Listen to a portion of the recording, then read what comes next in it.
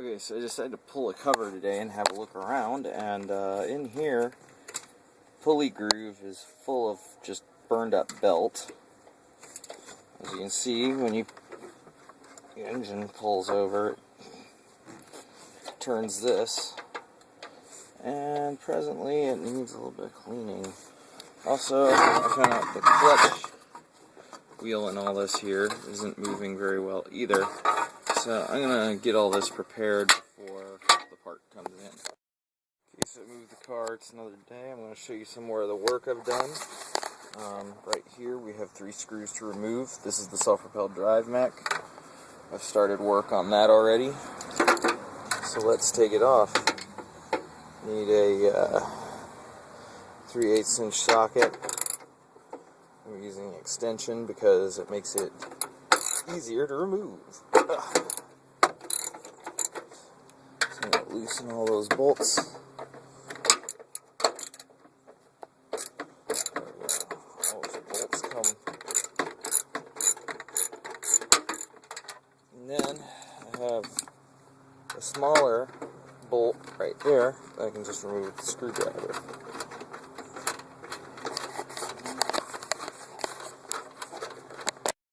So here's what it looks like under the cover.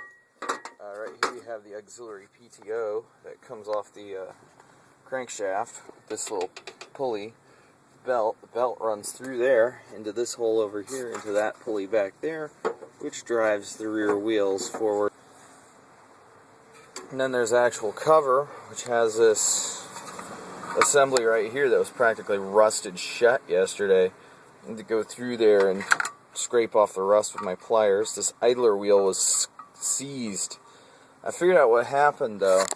One, there's actually supposed to be a return spring that goes right there to one of those 2 holes there. And what happens is when you release the control lever up on the handle over there, it just pulls it back down out of the way, making the belt loose and allowing you to just push and pull the thing as you want to. What happened here was this must have rusted into position or something, and this got completely stuck straight up like that.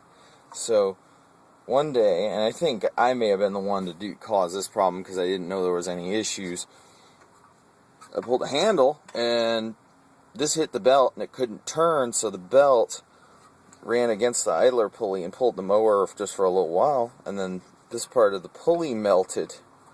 The idler wheel melted.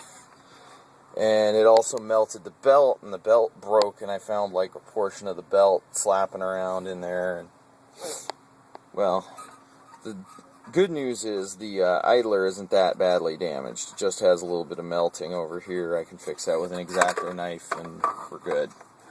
The bad news is the spring's missing, so I need to go find a spring for it. I found a place online that has them for $4.99, so that's on order. I also have a new clutch cable on order to take care of this problem right here. So this is getting replaced.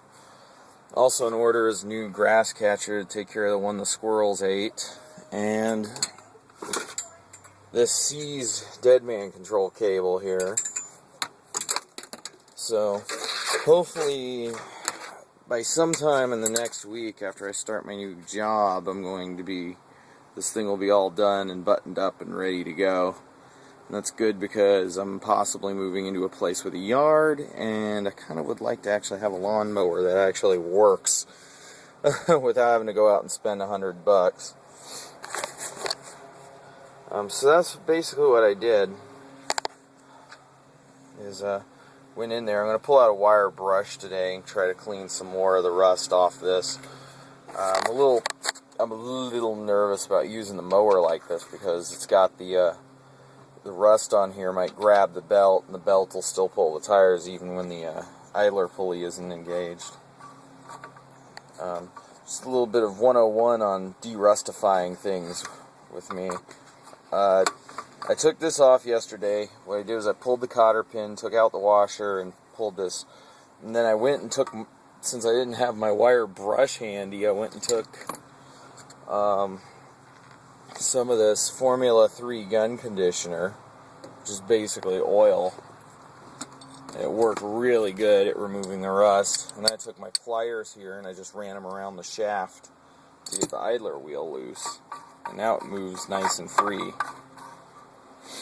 Now I just need that spring. I also have a new belt coming in. That's a good thing. I'm kind of shocked. This thing, for being an 87 model, it really is easy and cheap to find parts for. Also, another thing that we're going to be doing, I got the tool that I always use for replacing the blade. I hate using other stuff because if you turn it the other way, it might slam the sharp part of the blade into the tool you're using, and it puts nicks and dents in your blade. And I'm replacing this blade with this brand new 22-inch 3-in-1 high lift lawnmower blade. Problem being, the blade on this has probably been on it since it was new, which means it's been on since the Reagan administration and when the Cars released their last album with Benjamin Orr, so pretty old. I did some other things yesterday too. I cleaned up the engine, ran across the top of silicone cloth. Spark plug's okay. I did have to clean some of this crap out from inside the engine block around the cooling fins. It wasn't as bad as I thought it was going to be, but still had some of that, and I like my engine to stay running cool. And that's about it.